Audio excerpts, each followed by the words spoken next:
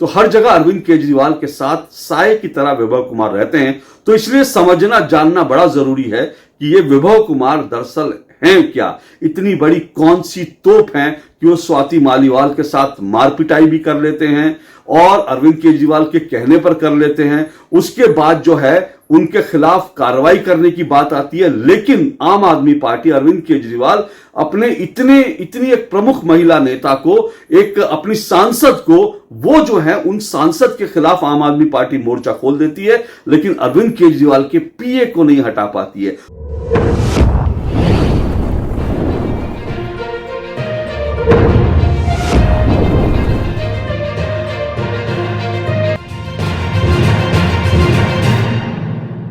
विभव कुमार, इतने साल तक गुमनामी में रहने वाला यह नाम अचानक से सुर्खियों में आ गया है।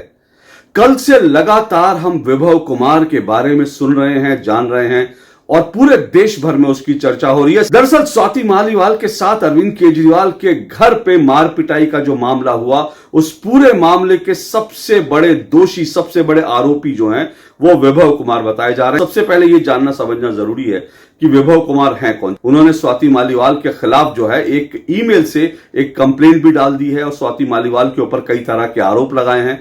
तो पहले विभव कुमार को समझ लेते हैं कि दरअसल ये आदमी हैं कौन। विभव कुमार दरअसल अरविंद केजरीवाल के पीए हैं, बहुत खास हैं।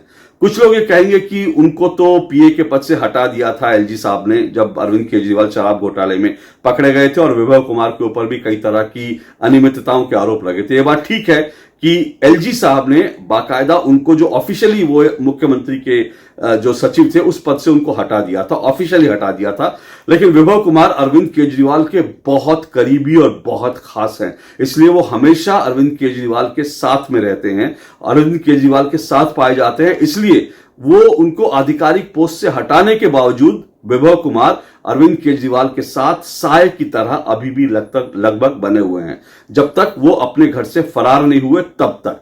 क्योंकि यह पूरा प्रकरण होने के बाद, स्वाति मालीवाल के साथ पिटाई होने के बाद, पुलिस कंप्लेंट होने के बाद, इस सब के बावजूद और संजय सिंह द्वारा सार्वजनिक रूप से यह कहने के बावजूद कि विभव कुमार के खिलाफ कार्रवाई होगी और अरविंद केजरीवाल का उनके खिलाफ कार्रवाई करेंगे, उसके बावजूद जो है विभव कुमार न सिर्फ लखनऊ में जो उनका प्राइवेट प्लेन था, प्राइवेट प्लेन के साथ जो चार्टर्ड प्लेन था, चार्टर्ड प्लेन में अरविंद केजरीवाल और संजय सिंह के साथ बैठ के न सिर्फ लखनऊ जाते हैं बल्कि पंजाब में भी नजर आते हैं। तो हर जगह अरविंद केजरीवाल के साथ साये की तरह विभव कुमार रहते हैं। तो इसलिए समझना जानना बड़ा जरूरी है कि ये विभव कुमार दरअसल हैं क्या, इतनी बड़ी कौन सी तोप हैं कि वो स्वाति मालीवाल के साथ मारपिटाई भी कर लेते हैं और अरविंद केजरीवाल के कहने पर कर लेते हैं। उसके बाद जो है उनके खिलाफ कार्रवाई करने की बात आती है, लेकिन आम आदमी पार्टी अरविंद केजरीवाल अपने इतनी एक प्रमुख महिला नेता को, एक अपनी सांसद को, वो जो है उन सांसद के खिलाफ आम आदमी पार्टी मोर्चा खोल देती है, लेकिन अरविंद केजरीवाल के पीए को नहीं हटा पाती है। तो इसमें ऐसा क्या खास बात है विभव कुमार में, ये जानना समझना बहुत बहुत जरूरी है। पर उससे पहले, जैसा कि पुलिस कंप्लेन में है, पुलिस जिस रिपोर्ट में जिस तरह से स्वाति मालीवाल ने लिखवाया है अपनी कंप्लेंट में, स्वाति मालीवाल ने साफ तौर पर कहा है कि विभव कुमार ने उनको थप्पड़ मारे, लात घूंसों से मारा और वो गिर गई और उनके कपड़े के उनके बटन तक जो हैं खुल गए थे और उनके साथ जो है इस तरह की बदसलूकी की गई। और उन्होंने ये भी कहा कि विभव कुमार ने जो है उनको गाड़ कर जमीन में गाड़ देने की और कहा कि तुम्हारा पता भी नहीं चलेगा, तुम्हें ऐसी जगह गाड़ेंगे, इस तरह की धमकियां दी।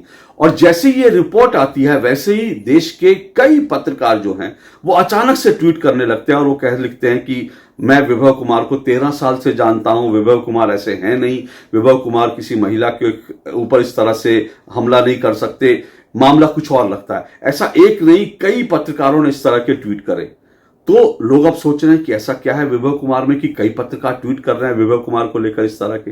और संयोग की बात क्या है या इंटरेस्टिंग बात क्या है, ये सारे जो ट्वीट हैं एक टूल किट का हिस्सा लगते हैं, क्योंकि सभी पत्रकार जो हैं वो यही लिख रहे हैं कि हम 13 साल से विभव कुमार को जानते हैं। तो जितने पत्रकार कह रहे हैं कि हम विभव कुमार को 13 साल से जानते हैं, इसका मतलब वो विभव कुमार को करीब साल 2010 या 11, लगभग 2010-11 से जानते हैं। और ये बड़ा इंपॉर्टेंट पीरियड है, इसी को समझिएगा कि ये पत्रकार क्यों कह रहे हैं। मुझे नहीं पता ये पत्रकार वास्तव में विभव कुमार को 2010 और 11 से जानते हैं कि नहीं जानते, लेकिन मैं 2010-11 से विभव कुमार को जरूर जानता हूं और इसलिए मैं कुछ ऐसी बातें आपको बताऊंगा जो आपके लिए जो है आंखें खोलने वाली होंगी।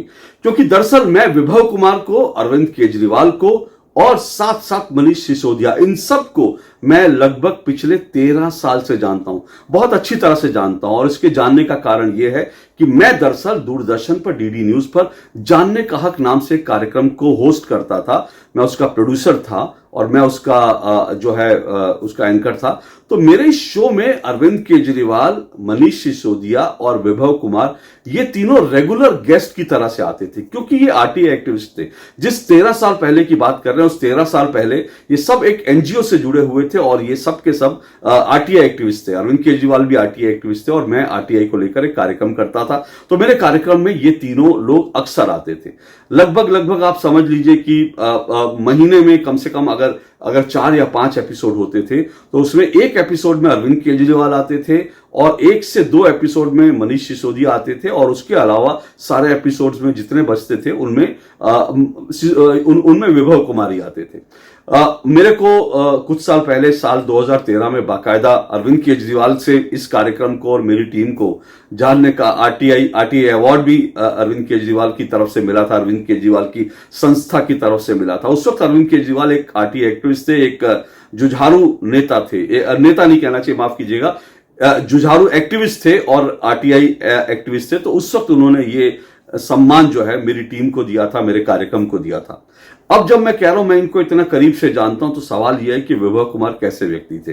देखिए, अगर मैं सच कहूं तो ये सुन के मुझे भी थोड़ी हैरानी हुई है। इन तीनों की अगर मैं बात करूं तो मैं एक बात बड़ी साफ कह रहा हूं कि मैं अरविंद केजरीवाल को तो बहुत कायदे से नहीं जानता था कि अरविंद केजरीवाल कैसे व्यक्ति हैं, क्योंकि वो मेरे प्रोग्राम में जरूर आते थे, मेरे से चर्चा बहुत होती थी, बातचीत बहुत होती थी। लेकिन अरविंद केजरीवाल दरअसल किस तरह के व्यक्ति है वो मैं समझ नहीं पाया। मेरे रिपोर्टर्स ने जो अक्सर जो है अरविंद केजरीवाल और इनके घर जाते थे, इनका इंटरव्यू लेने के लिए जाते थे, उन्होंने मुझे कुछ बातें जरूर बताई थी और वो जो बातें थी वो उन्होंने मुझे इस तरह की बातें बताई थी कि इनको बहुत सारा फॉरेन फंडिंग होती है, इनके एनजीओ को विदेशों से पैसा आता है। और मेरे एक रिपोर्टर ने यह भी बताया था कि एक वक्त जब वो इनके घर गए थे, कौशाम्बी में, गाजियाबाद में अरविंद केजरीवाल के घर गए थे, तो ये लोग जो हैं, ये लोग बहुत ही सभी लोग जो हैं बैठे थे और बड़े हैरान थे, क्योंकि इनको अचानक से फोर्ड फाउंडेशन या किसी और संस्था से, मुझे एग्जैक्टली याद नहीं है, और मेरे वो जो रिपोर्टर थे उनकी भी दुर्भाग्य से उनकी मृत्यु हो गई कुछ समय पहले। तो उन्होंने मुझे बताया कि इनको 1 करोड़ का चंदा मिला और ये सोच रहे हैं यार इतना पैसा आ गया तो क्या करेंगे। ये सारी बातें उन्होंने मुझे बताई थी। तो मैं अरविंद केजरीवाल को तो बहुत कायदे से नहीं जानता, लेकिन मनीष सिसोदिया और विभव कुमार को मैं जितना जानता था, या जितना जानता हूं कहना मुश्किल है, जितना जानता था उस आधार पर कह सकता हूं कि ये दोनों जो है बहुत भले व्यक्ति थे। गौर से सुनिएगा, मैं फिर कह रहा हूं, ये दोनों बहुत भले व्यक्ति थे जितना मैं जानता था। मैं आपको ये भी अपने अनुभव से बता रहा हूं कि जब मनीष सिसोदिया जब एक आरटीआई एक्टिविस्ट थे और मेरे कार्यक्रमों में आते थे, उस वक्त पड़पड़गंज में वो रहते थे और पड़पड़गंज में एक बार मेरी गाड़ी खराब हो गई थी। और जब मेरी गाड़ी खराब हुई तो मैंने मनीष सिसोदिया को फोन किया और कहा कि मैं आपके घर के आसपास हूं और मेरी गाड़ी जो है वो खराब हो गई है, तो यहाँ कोई मैकेनिक मिलेगा। तो उस वक्त मनीष सिसोदिया अपने घर पे ही थे और वो घर से आ गए और वो मेरे साथ तब तक खड़े रहे जब तक कि मेरी गाड़ी ठीक नहीं हो गई। और बहुत अच्छे संबंध थे, तो बहुत अच्छी। इसी तरह से विभव भी जब मेरे ऑफिस में आते थे, बहुत डाउन टू अर्थ और जमीन से जुड़े, और उनके साथ बात होती थी और बहुत अच्छे से बात करते थे। तो ये दोनों इस तरह के नेता थे। लेकिन सवाल ये कि आज क्या मनीष सिसोदिया शराब घोटाला कर सकते हैं, करोड़ों रुपए का गबन कर सकते हैं? क्या जो विभव कुमार हैं वो किसी महिला के ऊपर इस तरह का अत्याचार कर सकते हैं? ये एक बड़ा सवाल है जो आज मेरे सामने, और इसी की गुत्थी मैं समझने की, सुलझाने की कोशिश कर रहा हूं। तो जैसा मैंने कहा कि मनीष सिसोदिया और विभव कुमार दोनों बड़े भले व्यक्ति थे, लेकिन उसके बाद क्या हुआ मैं आपको यह भी बता दूं कि जब ये मेरे कार्यक्रम में आते थे, दरअसल मेरा मोटे तौर पर मानना है कि ये दोनों भले व्यक्ति थे, लेकिन अरविंद केजरीवाल के साथ रहकर और अरविंद केजरीवाल के साथ सत्ता का जो नशा इनको लगा, सत्ता का नशा इनके दिमाग पर चढ़ गया और कहीं ना कहीं सत्ता, ताकत, पैसा जब इनके पास आना शुरू हुआ तो उसके बाद जो है ये उस तरह के व्यक्ति रहे नहीं जैसे ये व्यक्ति 13 साल पहले थे। और मैं आपको एक चीज और बता रहा हूं, मैंने जैसे आपको बताया कि ये लोग मेरे कार्यक्रमों में अक्सर आते थे, मनीष सिसोदिया से अक्सर मेरी फोन पर बात होती थी। लेकिन जब रामलीला अन्ना आंदोलन चल रहा था और जब रामलीला मैदान में ये लोग लगातार प्रदर्शन कर रहे थे, तो उस वक्त एक लाइव कार्यक्रम के दौरान, एक लाइव रिपोर्ट के दौरान मनीष सिसोदिया ने यह कहा कि जो संसद है, पार्लियामेंट में जो तमाम 542 सांसद बैठे हैं वो सब के सब चोर हैं, ये कह दिया गया। जब उन्होंने ऐसा कहा तो हम सब ने कहा कि भाई अब ये पॉलिटिकल लाइन पर चले गए हैं, अब ये एक्टिविस्ट से आगे चल गए। तो फिर हमने तय किया कि भाई अब क्योंकि ये पॉलिटिक्स में चल जा रहे हैं, पॉलिटिकल इनकी लाइन है, तो अब इनको आरटीआई एक्टिविस्ट के तौर पे बुलाने का कोई मतलब नहीं है। और उस वक्त ये गिने चुने कार्यक्रमों में ही आते थे, एनडीटीवी के कुछ कार्यक्रमों में आते थे और डीडी के कुछ कार्यक्रमों में, मेरे कार्यक्रमों में आते थे। तो हमने तय किया और हमने उसके बाद मनीष सिसोदिया और इनकी टीम को हमने अपने स्टूडियो में गेस्ट की तरह बुलाना बंद कर दिया जानने का कार्यक्रम में।